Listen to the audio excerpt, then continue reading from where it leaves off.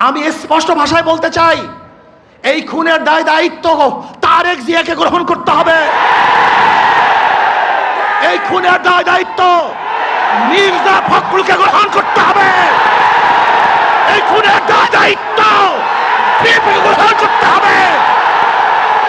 এই খুনের দায়িত্ব প্রত্যেক প্রশাসন গ্রহণ করতে হবে। ইসলামী যুব আন্দোলন বাংলাদেশ কর্তৃক আয়োজিত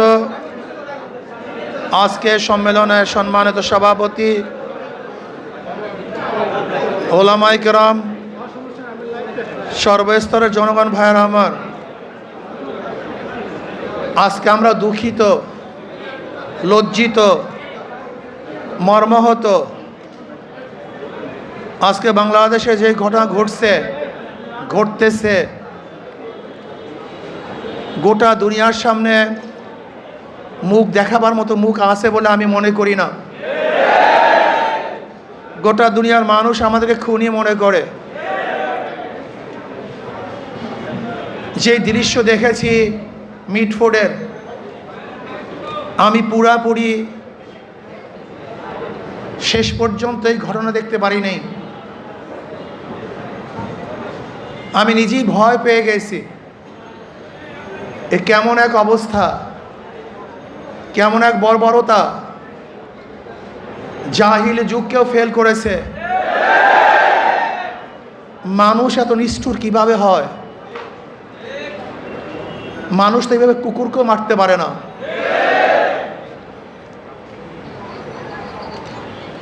কয়েকদিন আগে ভোলা তজিমুদ্দিনে স্বামীকে বেঁধে রেখে গণহারে তার স্ত্রীকে ধর্ষণ করেছে। বগুড়ায় মেয়ে বিবাহ দিবে না, শুধু এতটুকুর জন্য তার বাবাকে হত্যা করেছে। আজকে চাঁদা না দেওয়ার কারণে মার সামনের থেকে যুবককে তুলে এনে হত্যা করা হচ্ছে। আজকে বাংলাদেশের অবস্থাটা কি? মানুষ কেন রাজনীতি করে? রাজনীতি করা উচিত ছিল, উদ্দেশ্য ছিল মানুষকে শান্তি দেয়া, মানুষকে মুক্তি দেয়া, মানুষের নিরাপত্তা প্রদান করা, মানুষের সাহায্য সহযোগিতা করা। অথচ আমরা রাজনীতি নামে কি করতেছি? খুন, ধর্ষণ, দখলদারি, জুলুম, অত্যাচার, অবিচার। এমন কোনো হীন খারাপ কাজ নাই যে আমরা করছি না রাজনীতির নামে। আমরা কি দেখি? যখনই চাঁদা ধরা পড়ে বহিষ্কার করা হয়। বিএনপি পর্যন্ত 3000-এর উপরে বহিষ্কার করেছে। কিন্তু আমি সাংবাদিক বন্ধুদেরকে প্রশ্ন করতে চাই, আমি জনগণের কাছে প্রশ্ন রাখতে চাই, এই বহিষ্কারই কি তাদের চাঁদা ফিরছে? দখলদারি ফিরছে? খুন ফিরছে? তার মানে বহিষ্কার কিছু না, আইওয়াশ, লোক দেখানো এক নিয়ম। তারা কি বলে? ব্যক্তি দোষ করলে দল সেই দোষের দায়িত্ব গ্রহণ করবে না। আমি মনে করি আওয়ামী লীগ, বিএনপি দুর্নীতি ফ্যাক্টরি, খুনের ফ্যাক্টরি। আবরারকে কারা হত্যা করেছিল? যেই ছাত্রগুলি হত্যা করেছিল তারা মেধাবী ছাত্র বাংলাদেশের, কিন্তু এই ফ্যাক্টরিতে যাওয়ার পরে তার খুনি হয়েছে। আজকে হাজারো মেধাবীরা এই আওয়ামী লীগ, বিএনপি করার কারণে ওরা ধর্ষক হয়েছে, ওরা চাঁদাবাজ হয়েছে। এই দলগুলি এমন এক ফ্যাক্টরি, যদি ফেরেশতাও সেখানে ঢুকে আজাজিল হয়ে বের হবে। সৎ মানুষগুলি ঢুকলে চোর হয়ে বের হবে। যাদের হাতে রক্ত ছিল না, এই আওয়ামী লীগ, বিএনপি করার পরে তাদের হাতের মধ্যে রক্তে রঞ্জিত হবে। যারা কোনো মেয়েদের দিকে তাকাতো না, এই দলগুলি করার পরে তারাই ধর্ষক হবে, জালেম হবে, অত্যাচারী হবে, তারাই টাকা পাচার করবে। এমন কোনো জায়গা নাই যেখানে চুরি হচ্ছে না, ডাকাতি হচ্ছে না, দখলদারি হচ্ছে না, চাঁদাবাজি হচ্ছে না। এই বরিশালের এমন কোনো স্থান দেখাতে পারবেন না যেখানে চাঁদাবাজি নাই। আমরা যা দেখছি চাঁদাবাজি যেগুলি আসছে, আপনারা জানেন মিটফুটে খুন হয়েছিল বুধবার, কিন্তু আপনারা যে সাংবাদিক, আমরা দুঃখিত, লজ্জিত, সবার বিবেক মরে গেছে। বাংলাদেশের বিবেক বলতে কিচ্ছু নাই। বুধবার এই ঘটনা ঘটছে, কোন সাংবাদিক এই ঘটনা প্রকাশ করতে পারে নাই, অথচ সবার মাঝে এই ঘটনা ঘটেছিল। নাই একজন বাংলাদেশের সাংবাদিক এই ঘটনা প্রকাশ করার মতো, নাই একজন পুলিশ কেস গ্রহণ করার মতো। আজকে এই মামলার যে বাদী, একজন মহিলা তার সন্তানে খেয়ে এসছে, এই যে তার সন্তান, সোহাগ মামলার এই বাদীর ছেলে, তার নিজের মুখে শুনেন মামলা দেওয়া হয়েছিল, কিন্তু পুলিশ মামলা গ্রহণ করে নাই। পুলিশ তার মামলা গ্রহণ করে নাই। আজকে পুলিশ ভিন্ন খাতে এই মামলাকে নেওয়ার জন্য ষড়যন্ত্র শুরু করছে। সব জায়গায় চাঁদাবাজি, শরিয়াতপুর বাস সব বন্ধ। শুনলাম আজকে তাদেরকে বহিষ্কার করা হয়েছে। অথচ আজকে আপনারা দেখেছেন প্রেস ব্রিফিংয়ে, সাংবাদিক সম্মেলনে ঊর্ধ্বতন কর্মকর্তাদের কাছে বারবার জানানো হয়েছে, কিন্তু না, যতক্ষণ পর্যন্ত সব জায়গায় প্রচার না হয়েছে ততদিন পর্যন্ত বহিষ্কার করা হয় নাই। চাঁদা নিলে পুরস্কার, ধরা পড়লে বহিষ্কার, ভাইরাল হলে গ্রেফতার। কি ভেবেছেন বাংলাদেশের মানুষ বোকা? আজকে আমাদেরকে জিম্মি করে ফেলছে। দল এই খুনের দায় দায়িত্ব গ্রহণ করবে না। আমি স্পষ্ট ভাষায় বলতে চাই, এই খুনের দায় দায়িত্ব তারেক জিয়াকে গ্রহণ করতে হবে। এই খুনের দায় দায়িত্ব মির্জা ফখরুলকে গ্রহণ করতে হবে। এই খুনের দায় দায়িত্ব বিএনপিকে গ্রহণ করতে হবে। এই খুনের দায় দায়িত্ব প্রত্যেক প্রশাসন গ্রহণ করতে হবে।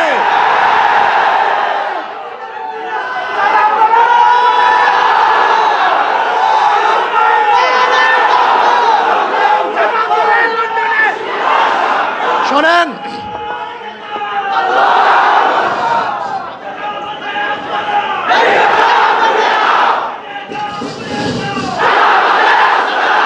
আমি মনে করি অবৈধ সন্তান জন্ম হওয়ার আগেই তার মৃত্যু কামনা করে। আজকে বিএনপি ক্ষমতায় যাওয়ার আগেই তার পতন কামনা করে বাংলাদেশের মানুষ চায় না এই চাঁদাবাজ, দখলদার, খুনি, ধর্ষক, জালেমের গোষ্ঠী বাংলাদেশের মাঝখানে বসুক। বাংলাদেশের একজন মানুষ চায় না। আমি ঘুমাতে পারি নাই, ওই দৃশ্য দেখ, আল্লাহর কসম, আমি শুধু ওই দৃশ্যই আমার চোখের সামনে ভাসছিল। আমি বিশ্বাস করতে পারি নাই মানুষ শুধু জালেম কিভাবে হয়, এত অত্যাচার কিভাবে হয়। জালেমের গোষ্ঠী, খুনির গোষ্ঠী। শোনো, এক আবু সাইদের হত্যায় আওয়ামী লীগের মাসনাদকে ধ্বংস করে ফেলেছে। লিখে রাখো, 100 হত্যায় বিএনপির মাসনাদ তসনাদ হয়ে গেছে।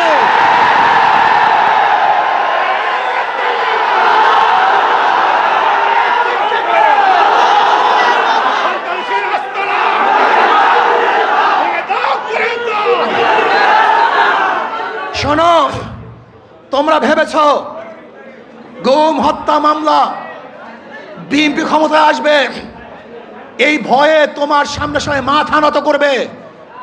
শিয়াল মাথা নত করতে পারে, ইঁদুর তোমার সামনে মাথা নত করতে পারে, লুবিরা তোমার সামনে মাথা নত করতে পারে, দুর্নীতিবাজরা তোমার পায়ের মধ্যে তৈল মাধ্যম করতে পারে। অবৈধ ক্ষমতার যারা স্বপ্ন দেখে তারা তোমার সামনে গিয়ে মাথা নত করতে পারে, কিন্তু বাঘ তোমার সামনে মাথা নত করবে না। সিংহ তোমার সামনে দুর্বল হবে না। আদর্শবান ব্যক্তিরা তোমাকে কোনো অবস্থাতেই পছন্দ করবে না। ভাইয়েরা আমার, আমি মানুষের বিবেক দেখছি। এই ঘটনা ঘটাবার পরেও বিবেকবান মানুষ যারা নিজেদেরকে শিক্ষিত দাবি করে, ওরা কিভাবে বিএনপি আওয়ামী লীগ করে আমার বুঝে আসে না। ওরা শিক্ষিত নয়, ওরা জ্ঞান পাপী। জ্ঞান পাপী ছাড়া এই দুর্নীতিবাজ ধর্ষক খুনিদের সাথে কোনো মানুষের সম্পর্ক থাকতে পারে না। আমি মনে করি এই আওয়ামী লীগ বিএনপি যারা করে তারা সবাই ধর্ষকের সমর্থক, খুনের সমর্থক, চাঁদার সমর্থক, দখলদারি সমর্থক।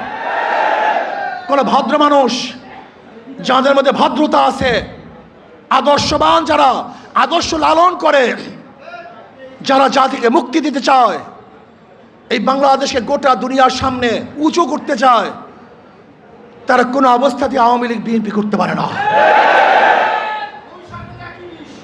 আজকে আমরা বিবেক হারা হয়ে গেছি। যারা সাংবাদিক তারা বিবেক হারা, যারা বুদ্ধিজীবী বিবেক হারা, যারা প্রশাসক বিবেক হারা। এই বাংলাদেশকে নতুনভাবে করতে হবে, মানুষকে আদর্শবান করতে হবে। আমাদের উপায় নেই, পচে গেছি আমরা দুর্গন্ধযুক্ত, আমরা নষ্ট। এদের সাথে যারা মিলবে তারা দুর্গন্ধযুক্ত হয়ে যাবে। এটা সংক্রম ব্যাধি হয়ে গেছে। এই দলগুলির মধ্যে যারা থাকে, যারা আসছে, একজন ভালো আদর্শ নিয়ে বের হতে পারে নাই।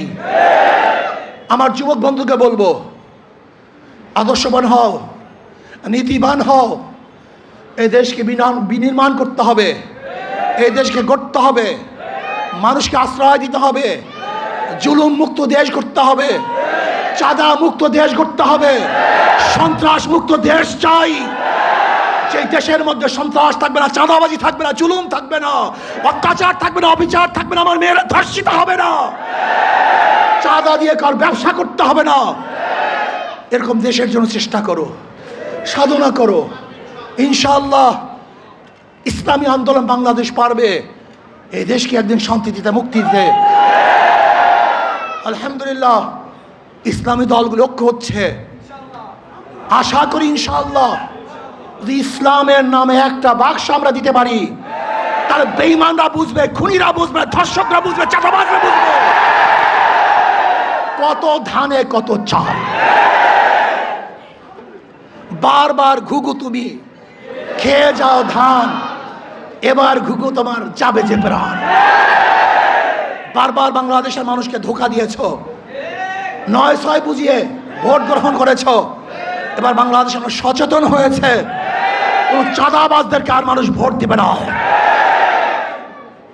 যারা বিগত দিনে দুর্নীতিতে 5 বার চ্যাম্পিয়নশিপ লাভ করেছে, যারা অবৈধ নির্বাচন উপহার দিয়েছে, যারা চাঁদাবাজি করার কারণে দেশ থেকে মানুষ বিতাড়িত করেছে, দ্বিতীয়বার তাদেরকে মানুষ আর ভোট দিবে না ইনশাআল্লাহ।